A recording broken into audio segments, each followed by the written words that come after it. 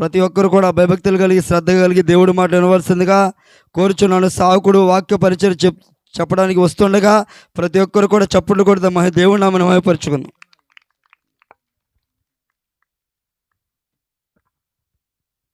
Praise the lord. హల్లెలూయా. మన ప్రభువును రక్షకుడైన యేసుక్రీస్తు నామములో మీ అందరికీ ప్రత్యేకమైన వందనాలు. ఈరోజు దేవుని సమూహంలో నిలిచి ఉన్న ప్రతి ఒక్కరికి ప్రత్యేకమైన వందనాలు. కూడి వచ్చిన దైవజనులకు కూడా ప్రత్యేకమైన వందనాలు తెలియజేస్తూ ఉన్నాము. ఈరోజు ఈ యొక్క కూడిక ఏర్పాటు చేయడానికి ఎన్నో రోజుల మట్టి కాదు, నిన్నటి కాల సమయంలో అనుకోకుండా ఈరోజు కూడిక ఏర్పాటు చేయడం జరిగింది. కాబట్టి వచ్చిన మీ అందరికి కూడా ప్రత్యేకమైన వందనాలు తెలియజేస్తున్నాను. ఏదేమైనప్పుడు కూడా దేవుని యొక్క కృప ఆయా గ్రామాల్లో దేవుని యొక్క సువార్తను ప్రకటించుకుంటూ ఈ రీతిగా వెళ్ళడానికి దేవుడు ఎంతగానో సహాయం చేస్తూ ఉన్నాడు. గనక కూడొచ్చిన మీ అందరినీ ప్రభు దీవించునుగాక, ఆశీర్వదించునుగాక. హల్లెలూయా. ఈరోజున మన జీవితాలలో మన కుటుంబాల్లో అనేకమైన బాధలు, అనేకమైన కష్టాల్లో, ఇరుకులు గుండగా మనం ప్రయాణిస్తూ ఉన్నాం, సాగుతూ ఉన్నాం. అలాంటి పరిస్థితుల్లో మన జీవితాలలో మనం చాలా సందర్భాల్లో అనుకుంటాం, నా కష్టం నుంచి, నా బాధ నుంచి నన్ను విడిపించేవారు ఉన్నారా లేరా అని చెప్పి ఆలోచిస్తూ ఉంటాం. మన జీవితములలో మనం ఎప్పుడైతే ప్రభువుని పరిపూర్ణంగా మనం ఆనుకుంటామో, ఆయన వైపు మనం చూస్తామో, దేవుడు ఖచ్చితంగా మనలను విడిపించగలిగిన వాడు, ఆశీర్వదించగలిగిన వాడు, ఆయన నిత్య రాజ్యానికి దేవుడు మనలను తీసుకువెళ్ళగలిగిన వాడు. హల్లెలూయా. ప్రభువు మనతో ఉన్నప్పుడే మనము నిత్యరాజ్యంలోనికి వెళ్ళగలుగుతాము. ప్రభుతో మనం ఉన్నప్పుడు, ప్రభుతో మనం ఆరాధన చేసినప్పుడు, ప్రభువుని మనం స్తుతించినప్పుడు మన జీవితాలలో కొన్ని విషయాలు దేవుడు మనకు బయలుపరుస్తూ ఉంటాడు. ఇదేమైనప్పుడు కూడా దేవుడు నాకు ఇచ్చిన సమయాన్ని బట్టి నేను త్వరగానే ముగిస్తాను. నేను ప్రార్థన చేస్తూ ఉండగా దేవుడి సన్నిధిలో కొన్ని విషయాల గురించి ప్రార్థన చేస్తుండగా దేవుడు నాతో కొన్ని విషయాలను బయలుపరిచాడు. ఆ విషయంలో ఒక అంశాన్ని ఈరోజు వాక్య ధ్యానముగా నేను మాట్లాడాలని అనుకుంటున్నాను. ఆకోరు లోయ. ఆకోరు అనగా బాధ. ఈ మాట పరిశుద్ధ గ్రంథంలో 2 పుస్తకాల్లో మాత్రమే రాయబడి ఉంది. ఒకటి యెహోషువ గ్రంథములో, రెండోది ఓషియా గ్రంథములో 2వ అధ్యాయము 15వ వచనం చదువుకున్నట్లయితే అక్కడ ఆకోరు అనగా బాధ కలిగించేది, రెండోది ఏంటంటే శ్రమలు. ఈరోజున ప్రతి కుటుంబంలో కూడా దేవుని ఎరిగిన మనము, దేవుని సన్నిధిలో దేవుని సావాసం కలిగిన మన జీవితాలలో ఎన్నో బాధలు, ఎన్నో కష్టాలు, ఎన్నో ఇరుకులు, ఎన్నో ఇబ్బందులు పడుతున్న మన జీవితాలలో ఈ యొక్క బాధల్లో నుంచి, ఈ యొక్క కష్టంలో నుంచి మనం విడుదల పొందుకోవాలని ప్రభు ఈరోజు మనలను ప్రేమించి దేవుడి యొక్క కూడికని ఏర్పాటు చేసాడని నేనైతే నమ్ముతూ ఉన్నాను. దేవునికి స్తోత్రం. యెహోషువ గ్రంథము 7వ అధ్యాయము 24, 25, 26 వచనాలు చదువుకున్నట్లయితే, తర్వాత యెహోషువ ఇశ్రాయేలును జెరోహు కుమారుడైన ఆకానును వెండిని, ఆ పైవస్త్రములను, ఆ బంగారము కమ్మిని, ఆకాను కుమార్తెలను, ఎద్దులను, గాడిదలను, మందలను, డేరాలను, వారికి కలిగిన సమస్తమును పట్టుకొని ఆకోరు లోయనుకు తీసుకుని వచ్చిరి. అప్పుడు యెహోషువ, నీవెలా మమ్మను బాధపరిచితివి? నేడు యెహోవా నిన్ను బాధపరిచినంతగా ఇశ్రాయేలులందరూ వారిని రాళ్లతో సావగొట్టి, వారిని రాళ్లతో కొట్టిన తర్వాత అగ్ని చేత కాల్చి వారి మీద రాళ్లను పెద్ద కుప్పగా వేసిరి. అది నేటి వరకు ఉన్నది. అప్పుడు యెహోవా కోపోద్రేకము వీడిన వాడై మళ్ళుకొనెను. అందుచేత నేటి వరకు ఆ చోటుకు ఆకోరు లోయ అని పేరు పెట్టెను. దేవునికి స్తోత్రం. అక్కడ పుట్నోట్లో రాయబడిన మాట ఏంటంటే బాధ కలిగించే లోయ. ఎందుకు ఆకాను జీవితంలో తన భార్య, తన బిడ్డలు, తనకు కలిగిన సమస్తము చనిపోవడానికి గల కారణము, ఎందుకు ఆకోరు లోయలోనికి వెళ్ళాడు, ఎందుకు ఆ కష్టంలోనికి వెళ్ళాడు, ఎందుకు ఆ బాధలోనికి వెళ్ళాడు, ఎందుకు శ్రమలు కొని తెచ్చుకుంటున్నాడు, ఎందుకు అతని జీవితం ఇబ్బందికరంగా మార్చబడింది? ఒక సేనాధిపతిగా ఉన్నాడు కదా, ఒక 12 గోత్రాలు ఒక గోత్రానికి అతడు ఉన్నాడు కదా. అలాంటి సందర్భంలో మరి ఎందుకు ఆకాని జీవితము వెండి వస్త్రాల గురించి, బంగారం మీద ఆశ కలిగింది? అతని జీవితంలో ఆశ ఎందుకు కలిగింది అని మనం ఆలోచన చేయగలిగితే, మోసే ఇశ్రాయేలు ప్రజలు ఐగుప్తు దేశంలో అనేకమైన అద్భుతములు చేసి, ఆశ్చర్యమైన కార్యములు జరిగించి, మహత్కార్యములు చేసి, ఐగుప్తులో నుంచి ఎర్ర సముద్ర మార్గముగా ఇశ్రాయేలు ప్రజలను నడిపించి అనేక దేశముల మీద విజయాన్ని సాధించి ఆకాశం నుంచి మన్నాను కురిపించి వాళ్ళని పోషించి బండను చీల్చి నీళ్ళిచ్చి మారాన్ని మధురముగా మార్చి వారి జీవితాన్ని సాగించుకుంటూ ఇరుకో పట్టణం యోర్దాను నది వరకు మోషే ఇశ్రాయేలు ప్రజలను నడిపించి యోర్దాను నది దగ్గరికి వచ్చిన తర్వాత మోషే చనిపోయే ముందుల యెహోషువను ఒక నాయకుడికి ఏర్పాటు చేసుకొని ఆ నాయకుడికి అభిషేకించిన తర్వాత మోషే పర్వతం మీదకి వెళ్ళి చనిపోయిన తర్వాత యెహోషువ ఇశ్రాయేలు ప్రజలను నడిపించడానికి మొదలుపెట్టాడు. అతని ప్రయాణాన్ని కొనసాగిస్తున్న సందర్భంలో, అతడు యాత్ర చేస్తున్న సందర్భంలో దేవుడి దగ్గర ప్రార్థన చేసి యాజకులు తమ మందసమును ఎత్తుకొని యోర్దాను నది దగ్గరికి వెళ్ళి తమ కాళ్ళు మోపగా వెత్తు నుంచి పారుతున్న నీళ్లు ఎప్పుడైతే యాజకులు యోర్దాను నదిలో కాలు పెట్టారో నీళ్లు ఏకరాశిగా నిలిచిపోయినాయి.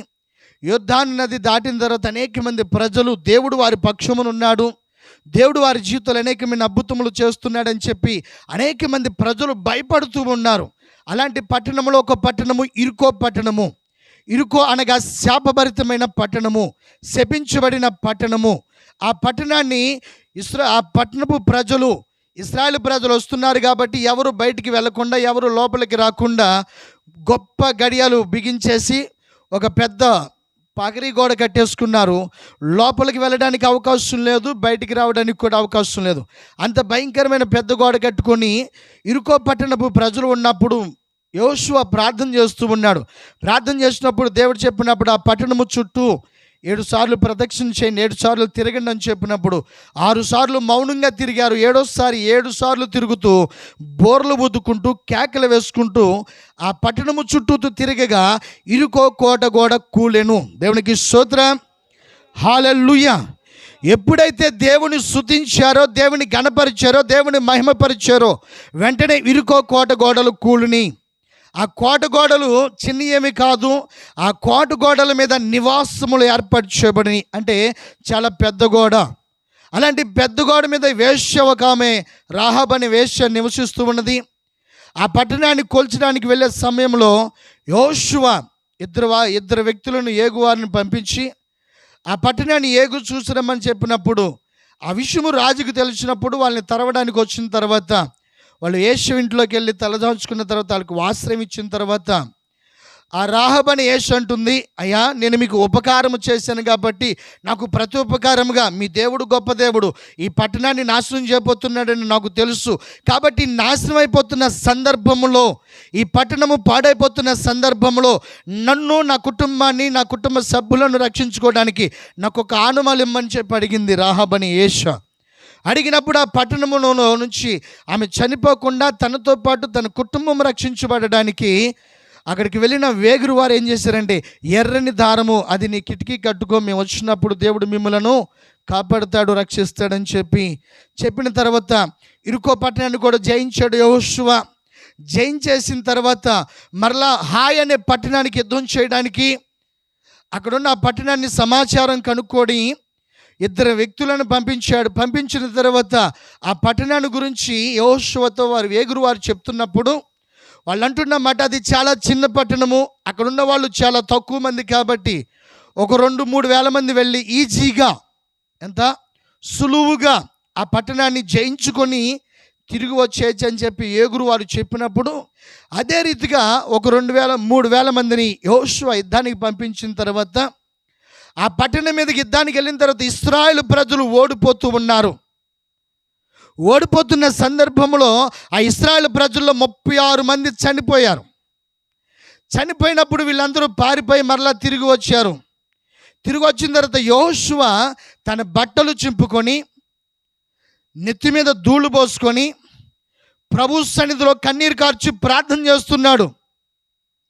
ఏమని ప్రార్థన చేస్తున్నాడంటే, అయ్యా ఐగుప్తులో బానిసత్వంలో ఉన్న ప్రజలను విడిపించావు, అనేకమైన పట్టణములు దాటించి విజయం కలిగించుకుంటూ ఐగుప్తులో ఉన్న తొలుసులు సంతాన్ని చంపేసి ఇశ్రాయేలు ప్రజలను పోషించుకుంటూ పగలు మేఘస్తంభమై రాత్రి అగ్నిస్తంభమై ఉండి నువ్వు ప్రజలను నడిపించుకుంటూ వచ్చి ఎన్నో మహత్కార్యములు చేసిన దేవుడు గనుక, అబ్రహాము ఇస్సాకు దేవుడు గనుక నీ నామం అవమానకరంగా ఎందుకు ఈరోజు జరిగింది, ఎందుకు ఈ పట్టణం మీదకి మమ్మల్ని తీసుకువెళ్ళి అక్కడ ఇశ్రాయేలు ప్రజలు ఓడిపోవడానికి కారణం ఏంటని చెప్పి యోషువ భక్తుడు ప్రార్థన చేస్తూ ఉన్నాడు.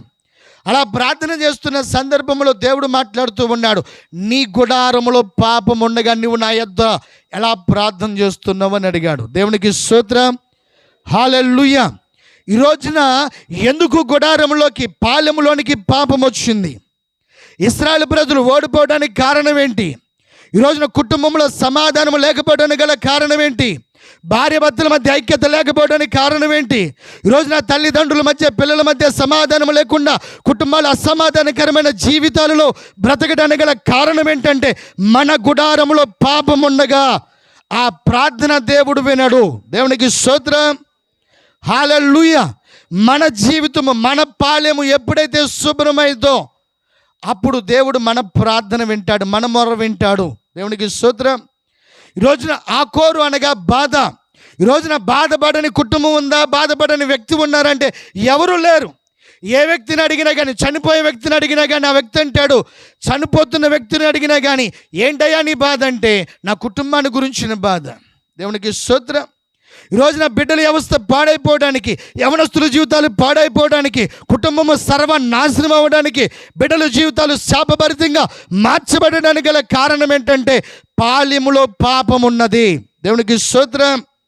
నీ పాలెము ఎప్పుడైతే శుభ్రపరచబడుతుందో, నీ హృదయం ఎప్పుడైతే శుభ్రపరచబడుతుందో, నీ ఆలోచన విధానం ఎప్పుడైతే శుభ్రపరచబడుతుందో, నీవెప్పుడైతే ప్రభు మీద పరిపూర్ణంగా నీవు ఆనుకుంటావో అప్పుడు నిశ్చయంగా దేవుడు నీ మొర ఆలకించి నీకు సమాధానం ఇవ్వగలిగిన వాడు, నెమ్మదిని ఇవ్వగలిగిన వాడు, క్షేమాన్ని ఇవ్వగలిగిన వాడు. ఈ రోజున మన జీవితాల్లో మనం ఆలోచన చేస్తూ ఉంటాం, నేను ఆశీర్వాదకరంగా ఉన్నానుగా, దీవెనకరంగా ఉన్నాను, నాకేమి కొదువు లేదే అనుకోవచ్చు.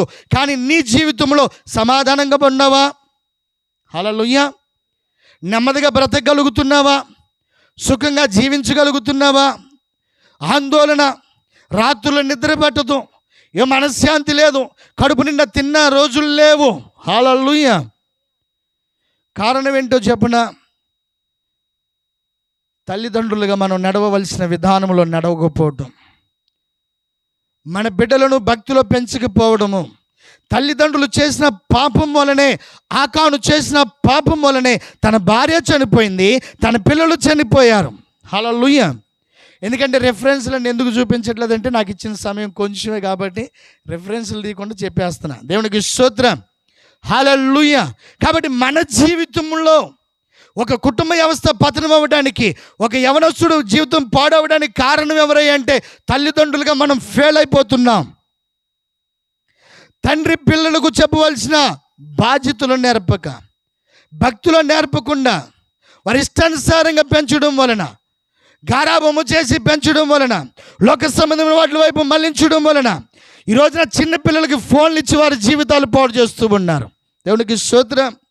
ఈ రోజున మనలో పాపం ఉండగా మన బిడ్డలు మన మాట వినరు.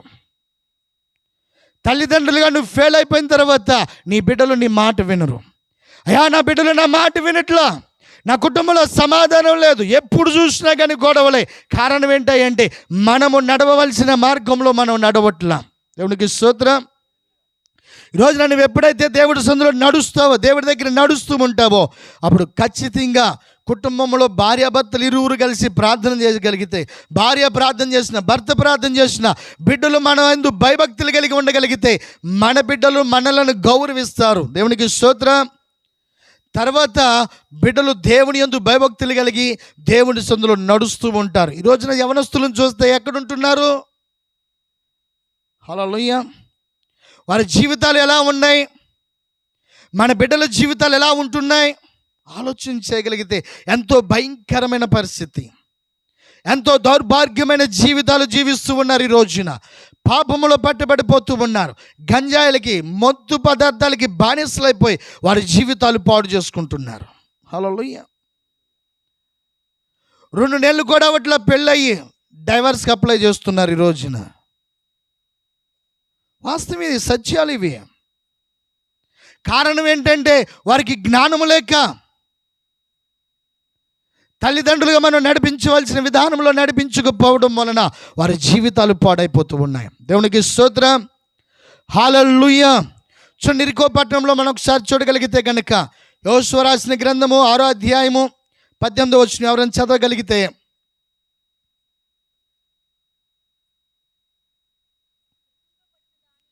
శపింపబడిన దానిలో కొంచెమైనను మీరు తీసుకొని నీ ఎడల మీరు శాపగ్రస్తులై ఇశ్రాయేలుల పాలెమునకు శాపము తెచ్చిన దానికి బాధ కలగజేయుదురు గనుక. దేవునికి స్తోత్రం. ఏంటంట? శాపభరితమైనది ఏదైతే మన ఇంట్లో ఉంటుందో, మన హృదయంలో ఉంటుందో, దాని ద్వారా నిన్ను బట్టి నీ కుటుంబానికి శాపం వస్తుంది. నిన్ను బట్టి నీ కుటుంబంలో ఉన్న వాళ్ళు బాధపడాల్సి వస్తుంది. నిన్ను బట్టి నీ కుటుంబంలో ఉన్న వాళ్ళు ఇబ్బంది పడాల్సి వస్తుంది. అవునా కదా? అంటే మనం ఒక్కళ్ళమే పాపం చేస్తున్నాం, కానీ మనతో పాటు మన వెనక ఉన్న వాళ్ళు కూడా బాధపడుతూ ఉన్నారు. శాపభరితమైనది ముట్టవద్దు అన్నాడు యోషువ. వాళ్ళతో శపథము చేయించాడు. కింద వచనాల్లో కూడా చదివితే కనుక 26వ వచనం చదివితే యోషువ జనులతో శపథము చేయించాడు. తర్వాత ఏమన్నాడంటే, ఆ పట్టణము పునాదిని వేసిన వాడు జ్యేష్ఠ కుమారుడు చనిపోతాడన్నాడు. ఆ పట్టణానికి తలుపులు నిలబెట్టిన వాడు కనిష్ఠుడు కుమారుడు చనిపోతూ ఉన్నాడు అన్నాడు. అంటే ఇరుకో దేనికి సాదృశ్యంగా ఉందంటే మరణానికి సాదృశ్యంగా ఉంది. దేవునికి స్తోత్రం. అది శాపభరితమైనది కనుక దాని జోలికి మనం వెళ్ళకూడదు. శాపభరితమైనది. దేవుడు ఏదైతే చేయొద్దన్నాడో అది మనము చేసిన రోజున నిశ్చయంగా మనం చనిపోతాం. శరీరంగా బ్రతకొచ్చు, ఆత్మీయంగా మనం చనిపోతాం. ఆత్మ సంబంధమైన జీవితంలో మనం కోల్పోతూ ఉంటాం. పరిశుద్ధాత్మ నడిపింపుడు కోల్పోతాం. పరిశుద్ధాత్మ స్వరాన్ని మనం వినలేము. హల్లెలూయా. అంటే దేవుడు ఏదైతే ముట్టవద్దన్నాడో, ఏదైతే చేయొద్దన్నాడో దాన్ని మనం చేసినప్పుడు మనం ఆత్మీయంగా దిగజారిపోతూ ఉంటాం. దేవునికి స్తోత్రం. హల్లెలూయా. అందుకని చెప్పి మనం చేయవలసిన పని ఏంటంటే, అక్కడ చేసిన తర్వాత 7వ అధ్యాయం 18వ వచనంలోకి వస్తే కనుక అక్కడ యోషువ ప్రార్థన చేస్తుండగా దేవుడు మాట్లాడుతున్నాడు. పాళ్యములో పాపం ఉంది, నీ గుడారములో పాపం ఉంది అని చెప్పినప్పుడు అక్కడంట ఆకాను పట్టబడ్డాడు. ఆకాను గురించి కనుక మనం పరిశీలన చేయగలిగితే, దేవుడు అక్కడ ఇశ్రాయేలు ప్రజలు 36 మంది చనిపోయారు. దానికి కారణం ఏంటని చెప్పి యోషువ దైవజనుడు ప్రార్థన చేస్తుంటే, ఆకాను నాకేమీ తెలియదు, నా వల్ల కాదు అన్నట్లుగా అతడు మౌనంగా ఉన్నాడు. ఇతడు గోత్రాల ప్రకారంగా వరుసలో ఒక్కొక్కరిని నిలబెట్టి ఒక్కొక్కరిని దగ్గర ప్రార్థన చేస్తుంటే ఒక్కొక్కరిని తీసుకొస్తుంటే యూదా గోత్రం పట్టబడింది అంటున్నాడు. యూదా గోత్రం పట్టబడినప్పుడు కూడా ఆకానులు ఏం చేయలేదంటే పశ్చాత్తాపడల, తన పాపాన్ని గురించి నిర్లక్ష్యం చేశాడు. దేవునికి స్తోత్రం. అతడు తప్పు చేసినా కానీ నేనేం తప్పు చేయలేదన్నట్లుగా కవరింగ్ చేసుకుంటున్నాడు ఇక్కడ. హల్లెలూయా. అతడు ఒక్కడే పాపం చేశాడు, కానీ తన తల్లిదండ్రులు ముత్తాతల దగ్గర నుంచి ఆ శాపం పట్టబడింది. ఒకసారి చదువుదాం మాట. 7వ అధ్యాయము 18 నుంచి 20 వచనాల వరకు చదివితే, అతడును అతని ఇంటి వారి పురుషులను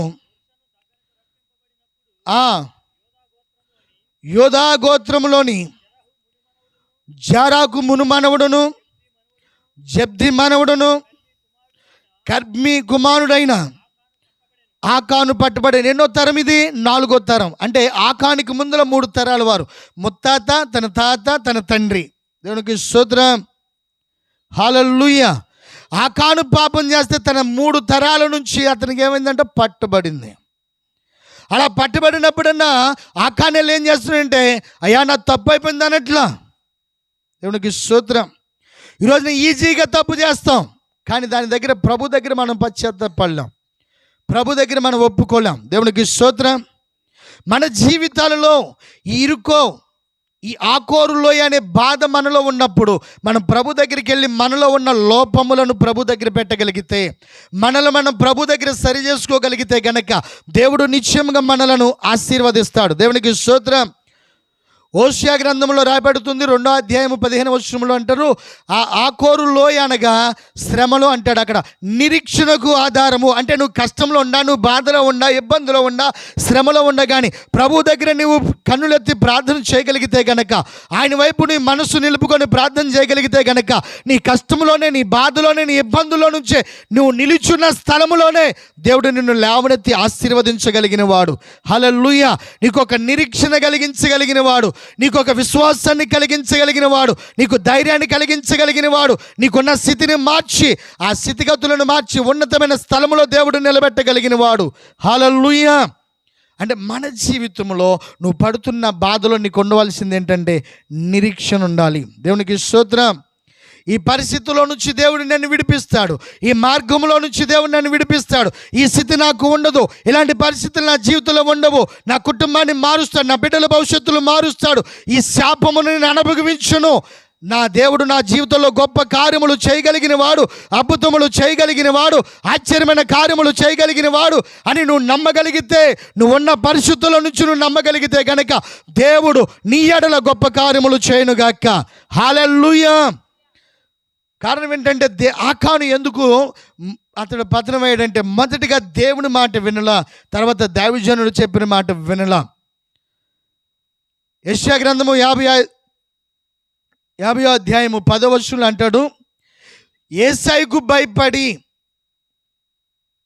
ఆయనకు భయపడి దైవజనుడు మాట వినివాడు ఎవరు అంటాడు అక్కడ. హల్లెలూయా. ఆకాను యోషువతో చెప్పాడని చెప్పాడంటే అక్కడ సైన్యాన్ని ఆ పట్టణాన్ని కూల్చడానికి వెళ్తున్నప్పుడు అది శాపభరితమైన పట్టణము, దాంట్లో ఉన్న దేన్ని కూడా నువ్వు ముట్టొద్దు, ఎవరు కూడా ముట్టొద్దు అని చెప్తే ఎవరు ముట్టలేదు, కానీ ఆకాను ఒక్కడే ప్రేమించాడు దాన్ని. హల్లెలూయా. తర్వాత అక్కడ మనం చూడగలిగితే యోషువ గ్రంథము 7వ అధ్యాయము 21వ వచనం చదువుదాం. దోపుడు సొమ్ములో ఒక సీనారు పై వస్త్రమును 200 తులముల వెండిని 50 తులముల ఎత్తుగల ఒక బంగారపు కమ్మిని. హల్లెలూయా. ఏం చేశాడంట? చూచి. హల్లెలూయా. మన చూపు ద్వారా మనకి అపవిత్రత కలిగిద్ది, మన చూపులోనే మన దేహము అపవిత్రత కలిగిద్ది. మత్తయి సువార్తలో 5వ అధ్యాయంలో అంటాడు, ఒక స్త్రీని యామోహపు చూపుతో చూచిన వాడంట అప్పుడే తన హృదయంలోనంట పాపం చేశాడంట. దేవునికి స్తోత్రం. అంటే ఒక స్త్రీని యామోహపు చూపుతో, అంటే మన చూపు ద్వారా మన శరీరం ఏమవుతుందంటే అపవిత్రపరచబడుతుంది. దేవునికి స్తోత్రం. మనం బైబిల్ గ్రంథంలో చూడగలిగితే అవ్వ ఆ పన్నును చూచి ఏం చూసింది? పన్నును చూసింది. అది ఎంత అందంగా ఉందంట, రమ్యముగా ఉందంట. ఈరోజు యవ్వనస్తుల జీవితాలు పాడైపోవడానికి కారణం ఏంటంటే వారు చూచే విధానము. హల్లెలూయా. సౌలు మీద అంట మొదటి సమయాల గ్రంథంలో రాయబడి ఉంటుంది, ఆనాటి నుండి అంట సౌలు అంట దావీదు మీద అంట ఇస్సపు చూపు చూశాడంట. దేవునికి స్తోత్రం. యెషయా గ్రంథంలో 3వ అధ్యాయంలో రాయబడి ఉంటుంది, వారు చూపుల్లోని అంట. దేవునికి స్తోత్రం. హల్లెలూయా. ఈరోజున మన జీవితంలో యామోహపు చూపుండా, వారు చూపుండా, విసుపు చూపుండా, దాని వలన పతనమయ్యేది ఎవరైతే నీవే. అందుకనే ఏవి పడితే అవి చూడకూడదు, ఏవి పడితే అవి వినకూడదు. యోబు భక్తుడు అంటాడు 31వ అధ్యాయం 1వ వచనంలో, ఆయన కళ్ళతోనంట కన్నికను చూడకున్నట్లుగా అతడు తన కళ్ళతో నిబంధన చేసుకున్నాడంట. దేవునికి స్తోత్రం. హల్లెలూయా. అంటే వ్యర్థమైనవి చూడకున్నట్లుగా 119వ కీర్తనలో కూడా 37వ చరణంలో అంటాడు దావీదు భక్తుడు, వ్యర్థమైనవి చూడకున్నట్లుగా నా కన్నులను తిప్పివేయము అని ప్రతిదినము మనం ప్రార్థించుకునే వారిగా ఉండాలి. దేవునికి స్తోత్రం. ఏమి చూడకూడదంట? హల్లెలూయా. ఏం చూడకూడదంట? వ్యర్థమైనవి చూడకున్నట్లుగా, సినిమాలు సీరియాలు చూడకున్నట్లుగా, వ్యర్థమైనవి మనం వినుకున్నట్లుగా మన కళ్ళతోనంటే నిబంధన చేసుకోవాలి. నీ కళ్ళతో నువ్వు దేన్నైతే చూస్తున్నావో అది నీ హృదయంలోనికి వెళ్ళి అది నిన్ను ప్రేరేపిస్తుంది, నిన్ను పాపంలో పడేస్తుంది. దేవునికి స్తోత్రం. అవునా కదా? నువ్వు దేన్నైతే చూస్తావో దాన్ని నీ హృదయంలోనికి తెచ్చుకుంటావు. ఆకాను ఏం చేశాడు? బంగారపు వస్త్రాలు, పట్టు వస్త్రాలు, వెండిని బంగారమును చూచి, అట్లు చూడంగానే ఒక సేనాధిపతి ఏం చేశాడు? వాటిలో చూడంగానే ఆశ కలిగింది. అవునా కదా? ఈరోజున లోకంలోనికి పాపం రావడానికి, ఒక వ్యక్తులకి పాపం రావడానికి కారణం ఏంటంటే అతను చూచే విధానము మార్పు మారాలి. దేవునికి స్తోత్రం. హల్లెలూయా. అంటే మన జీవితంలో మనం ఆశీర్వాదకరంగా ఉండాలంటే, దీవెనకరంగా ఉండాలంటే కోట్ల అవసరంలా నువ్వు పూరుగుడుసులో ఉండగానే సంతోషంగా బ్రతకగలుగుతావు. దేవునికి స్తోత్రం. అవునా కదా?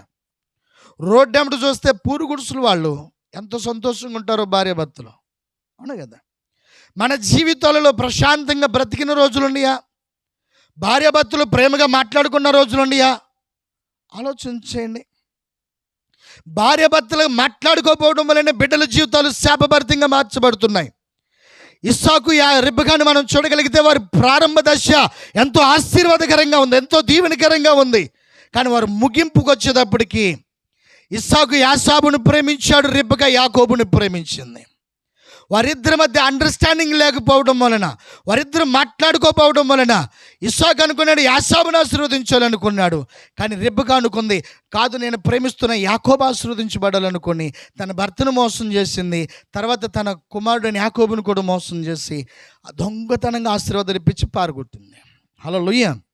ఆ ఆశీర్వాదాలు తెచ్చుకోవడం వలన ఈ యాకోబు అంటాడు 20 సంవత్సరాలంట ఎంతో కష్టపడ్డాడంట, ఎంతో దుఃఖపడ్డాడంట. దేవునికి స్తోత్రం.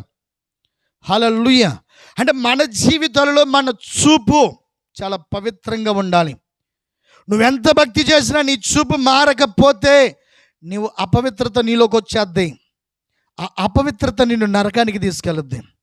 యాకోబు రాసిన పత్రిక 1వ అధ్యాయం 15వ వచనంలో ఉంటుంది, దురాశ గర్భము ధరించంటే అది మరణానికి, పాపం పరిపక్వమై అది మరణానికి అంటుంది అంటున్నాడు యాకోబు భక్తుడు. అంటే నువ్వు కళ్ళతో దేన్నైతే చూస్తావో అది నీ హృదయంలోకి వచ్చేది. నీ హృదయంలోకి వచ్చి దాన్ని ఏం చేద్దంటే దురాశగా మారిపోద్ది. ఆ దురాశని ఏం చేద్దంటే పాపం చేస్తుంది. ఆ పాపం నేను ఏం చేద్దంటే మరణానికి తీసుకువెళ్ళద్ది. దేవునికి స్తోత్రం.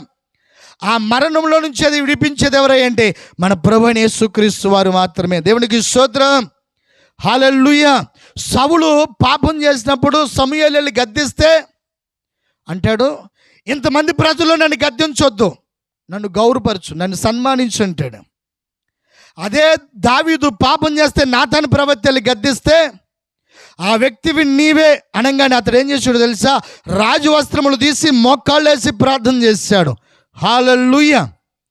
ఏ వ్యక్తి అయితే పశ్చాత్తాపడతాడో, ఏ వ్యక్తి అయితే తన తప్పును ఒప్పుకొని ప్రభు దగ్గర సరెండర్ అవుతాడో ఆ వ్యక్తి ఆశీర్వదించబడతాడు. దేవునికి స్తోత్రం. ఆ వ్యక్తి దీవెనకరంగానే ఉంటాడు, ఆ వ్యక్తి మేలుకరంగానే ఉంటాడు. హల్లెలూయా. అందుకని దావీదు సింహాసనం ఏంటంటే స్థిరపరచబడింది. అందుకే దావీదు గురించి అంటాడు, ఆ బెత్షెబా విషయంలో తప్ప ఏ విషయంలో కూడా దావీదు పాపం చేయలేదని బైబిల్లో స్పష్టంగా చెప్తుంది. అందుకే దావీదు నా హృదయానుసారుడు అన్నాడు. దేవునికి స్తోత్రం. ఈరోజున దేవుని సమూహంలో కూర్చున్న మనము యంత్రం ద్వారా వింటున్న మనందరి జీవితాల్లో ఈరోజు నీవు దేవుడి దగ్గర పశ్చాత్తాపడగలుగుతున్నావా? నీ పాపాన్ని ఒప్పుకోగలుగుతున్నావా? నువ్వు దేన్నైతే చూస్తున్నావో దాన్ని నీవు విడిచిపెట్టగలిగితే గనక దేవుడు నీతో మాట్లాడినప్పుడు, నీలో ఉన్న లోపాన్ని నీకు కనబడినప్పుడు దాన్ని నువ్వు ప్రభు దగ్గర ఒప్పుకోగలిగితే గనక, ప్రభు దగ్గర నీవు విడిచిపెట్టగలిగితే గనక ప్రభు నిన్ను ఆశీర్వదిస్తాడు, ప్రభు నిన్ను దీవిస్తాడు. నీ పిల్లలకు ఆశీర్వాదకరంగా దేవుడు నిలబెడతాడు. హల్లెలూయా. రోజున కుటుంబంలో జీవితాలు పాడైపోవడానికి, బిడ్డల జీవితాలు శాపభరితంగా మార్చబడడానికి కారణం ఏంటంటే మన చూపు. తర్వాత ఇంకా కిందకు వస్తే అక్కడ అంటున్నాడు, చూచి, అదే వచ్చిన చదువు, ఆశించి. దేవునికి స్తోత్రం. ఏం చేశాడంట? తర్వాత చూచి ఆశించాడంట. ఏం చేశాడంట? ఆశించడం అంటే అవ దగ్గరికి వెళ్ళి నువ్వు దేవదూతలు అయిపోతారన్నాడు. దేవదూతలు అవుతారు అనగానే ఏం కలిగింది? ఆశ కలిగింది. అవునా కదా? ఆశ కలిగేది అప్పుడు ఏం చేసి ఆ పండు తినేసింది, శాపం తెచ్చుకుంది. బైబిల్ గ్రంథంలో అంటుంది, నీవు ఒకటి దగ్గర దోపుడు సొమ్ము తెచ్చుకొని నువ్వు అభివృద్ధి పొందినా కానీ, యెషయా గ్రంథంలో ఉందన్నమాట, అభివృద్ధి పొందినా కానీ దాని ద్వారా అంట తర్వాత నీకు శాపం వస్తుందని రాయబడి ఉంది. దేవునికి స్తోత్రం. హల్లెలూయా. అంటే మన జీవితాలలో మనము చేయవలసిన పని ఏంటంటే తనది కాని, హబక్కూ రాసిన గ్రంథము 2వ అధ్యాయం 6వ వచనం, ఆ మాట చదివించి నేను ముగించేస్తూ ఉంటాను. తనది కాని దానిని ఆక్రమించి అభివృద్ధి నొందిన వానికి శ్రమ. నీది ఏదైతే కాదో, నీది కానిది ఏదైతే నీ దగ్గర ఉందో దాని ద్వారా నీకు శ్రమ. హల్లెలూయా. అది ఏదైనా అవ్వచ్చు, శరీర సంబంధమైనది అవ్వచ్చు, లోక సంబంధమైనది అవ్వచ్చు, అది ఏదైనా నీది కానిది నీ దగ్గర ఉంటే దాని ద్వారా నీకు శ్రమ వస్తుంది. హల్లెలూయా. అందుకనే ప్రభు దగ్గర మనం ఉన్నప్పుడు మనం ప్రభు దగ్గర నిర్దోషులుగా, యథార్థవంతులుగా, నీతిమంతులుగా మనం ప్రభు దగ్గర బ్రతకాలి, రోషంగా బ్రతకాలి. ప్రభు కోసం రోషంగా మనం నిలబడే వారిగా ఉండాలి. హల్లెలూయా. కాబట్టి మన జీవితంలో తర్వాత దాన్ని ఏం చేశాడంటే దాచి ఉంచాడంటే. ఎక్కడ దాచి ఉంచాడంట? గుడారములో దాచి ఉంచాడు. దేవునికి స్తోత్రం. హల్లెలూయా. మనం చేస్తున్న ప్రతి పాపాన్ని దేవుడు చూస్తున్నాడు. నువ్వు దాయొచ్చు, నీ భర్త దగ్గర దాయొచ్చు, భార్య దగ్గర దాయొచ్చు, తల్లిదండ్రుల దగ్గర బిడ్డలు దాయొచ్చు. ఏ విషయంలో నువ్వు దాచినా అది రహస్యమందున్న చూస్తున్నాడు దేవుడు. హల్లెలూయా. అందుకని దావీదు భక్తుడు అంటాడు 139వ కీర్తనలు అంటాడు, నేను కూర్చొనుట, నేను లేచుట, నేను నడుచుట, నేను పడుకోవడం, నాకు తలంపు రాకముందు సమస్తమును నువ్వు చూసి ఉన్నావు. హల్లెలూయా. ఆకాశమునకు ఎక్కిపోయినా నీవు అక్కడ ఉన్నావు, పాతాళంలోకి దిగిపోయినా నీవు అక్కడ ఉన్నావు, నీవు నన్ను చూచి ఉన్నావు. దేవునికి స్తోత్రం. మనం ఎవరు మనుషులకు మనం కన్నులు కప్పొచ్చు, కానీ దేవుని కన్ను మాత్రం కప్పలేం. హల్లెలూయా. కాబట్టి దేవుడి సన్నిధిలో మనం ఎలా ఉండాలంటే, దేవుడు మనల్ని చూసినప్పుడు, దేవుడు మనల్ని హెచ్చరించినప్పుడు, నీలో పలానా లోపం ఉంది అని చెప్పినప్పుడు ఖచ్చితంగా దేవుడి దగ్గర సరెండర్ అవుతే గనక, దేవుడి దగ్గర మనం ఒప్పుకుంటే గనక, హల్లెలూయా, కప్పుకుంటే శాపం వస్తుంది, ఒప్పుకుంటే ఆశీర్వదించబడతాం. దేవునికి స్తోత్రం. నీవు కప్పుకున్నావనుకో, దాని ద్వారా నీవే శాపం. నీవు ఒప్పుకున్నావనుకో, ప్రభు దగ్గర ఆశీర్వాదం కలుగుతుంది. అందుకని దావీదు భక్తుడు అంటాడు, ఇంతగా నన్ను హెచ్చించడానికి నేను ఏ పాటి వాడునయ్యా. ఎందుకు దావీదు హెచ్చించబడ్డాడు? ఎందుకు దావీదు ఆశీర్వాదకరంగా నిలబడ్డాడు? కారణం ఏంటంటే తెలుసా? దావీదుకి పశ్చాత్తాపడే మనసు ఉంది, ఒప్పుకునే మనసు ఉంది, లోబడే స్వభావం ఉంది. దేవునికి స్తోత్రం. మన జీవితంలో కూడా అలా ఉండగలిగితే గనక, యేసయ్య నీతో మాట్లాడినప్పుడు నువ్వు ఒప్పుకోగలిగితే గనక, దేవుడు మనలను ఆశీర్వదించగలిగిన వాడు. హల్లెలూయా. నిరీక్షణ లేని సమయంలో నిరీక్షణ కలిగించగలిగిన వాడు, ఆధారం లేని సమయంలో ఆధారముగా ఇవ్వగలిగిన వాడు, నెమ్మది లేని సమయంలో నెమ్మదినివ్వగలిగిన వాడు. దేవునికి స్తోత్రం. కాబట్టి మన జీవితాలలో మనము చేయవలసిన పని ఏంటంటే, ప్రభు దగ్గర మనము ఒప్పుకోగలిగితే, ప్రభు దగ్గర మనము నమ్మకంగా ఉండగలిగితే, ఆకాను వలె కాకుండా, ఆకాను వలె మనము, దైవజనుడు చెప్పాడు, ఇదిగో పాపాన్ని బట్టి పాలెములో పాపం ఉందంట, ఈ పాపాన్ని బట్టి మన జీవితాలు పాడైపోతున్నాయి అని చెప్పి, ఇదిగో ఇందుకే మన ఇశ్రాయేలు ప్రజలు ఓడిపోయారని చెప్పి యెహోషువ భక్తుడు ప్రార్థన చేస్తున్నా కానీ ఆకాను ఏం చేశాడంటే నాకు తెలియనట్లుగా ఉండిపోయాడు. దానికి స్తోత్రం. ఈరోజున నీలో ఏ పాపం ఉందో దాన్ని నీ ఒప్పుకొని విడిచిపెట్టగలిగితే, పశ్చాత్తాపడగలిగితే, దేవుడు నీకున్న దాన్ని బట్టి నిన్ను ఆశీర్వదిస్తాడు. దేవునికి స్తోత్రం. నీ దగ్గర కొంచెం ఉండొచ్చు, దాన్ని బట్టి ప్రభు నిన్ను ఆశీర్వదిస్తాడు. నీ దగ్గర ఏమీ లేకపోయినా ఒట్టు చేతులతో ప్రభు దగ్గర నువ్వు నిలబడి, ప్రభా నువ్వు తప్ప నాకు ఆధారం ఎవరు లేరు ప్రభా, నువ్వు నాకు సహాయం ఇచ్చే, ఈ కష్టతరములో, ఈ ఇబ్బంది తరములో, ఈ కరువు దినములో నువ్వు నాకు సహాయం చేయమని ప్రార్థన చేయగలిగితే గనక, ప్రభు నిన్ను నీ ప్రార్థన విని నిన్ను ఆశీర్వదించునుగాక. హల్లెలూయా. నీ కుటుంబంలో క్షేమం ఇచ్చునుగాక, నీ కుటుంబంలో నెమ్మది ఇచ్చునుగాక, సమాధానం ఇచ్చునుగాక, అభివృద్ధి కలుగునుగాక, ఒక నిరీక్షణ ప్రభు మనకు అనుగ్రహించునుగాక. హల్లెలూయా.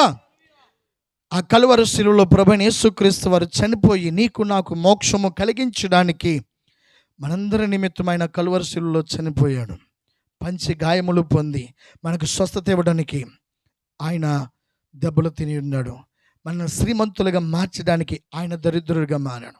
ఈరోజున ప్రభు సన్నిధిలో నిలిచిన నీవు, నీ గుడారములో నా పాపం ఈ రాత్రిని విడిచిపెట్టగలిగితే గనక, ఆయన నిత్యముగా మనలను ఆశీర్వదించునుగాక, వర్ధిల్లింప చేయునుగాక, క్షేమం మన కలుగునుగాక, కృప ఆవరించబడునుగాక, కృప కలుగునుగాక, కృప కలుగునుగాక. ప్రభు ఈ కొద్ది మాటలు మన ఇనుకుల్లో దీవించి ఆశీర్వదించి నెరవేర్చునుగాక. ఆమేన్. మోకరించండి, ప్రార్థన చేసుకుందాం. మోకరించగలిగి